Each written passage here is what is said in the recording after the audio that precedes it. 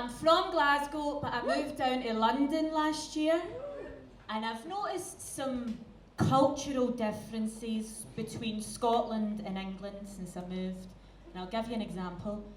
I was at a funeral in England a couple of weeks ago, and everybody at this funeral was really sad.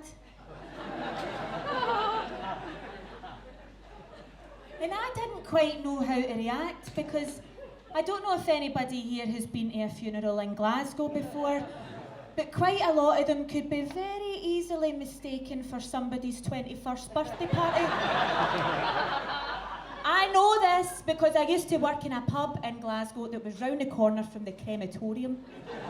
So we would cater for 2 or 3 funerals a day. So as you can imagine, the atmosphere in this joint was electric. But I have to say, I was quite taken aback at just how well the people of Glasgow were able to cope with grief. Within 10 minutes of burying a loved one, we had trays of Jaeger bombs circulating the room, the cha-cha slides. Somebody once came in with a remix, a techno remix of Ave Maria. For his granny's funeral.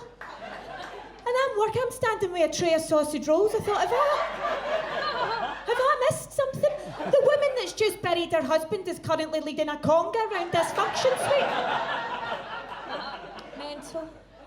But then I moved to London, and I moved to London because I'm an actor. So I went to drama school.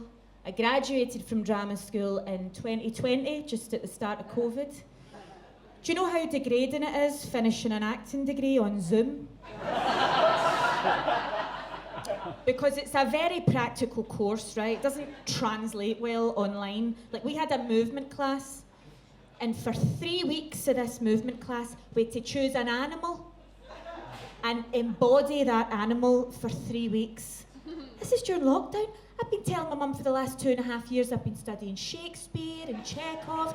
She sat for the first 2 weeks of lockdown watching me in my living room doing roly-polies, pretending to be a fucking panda.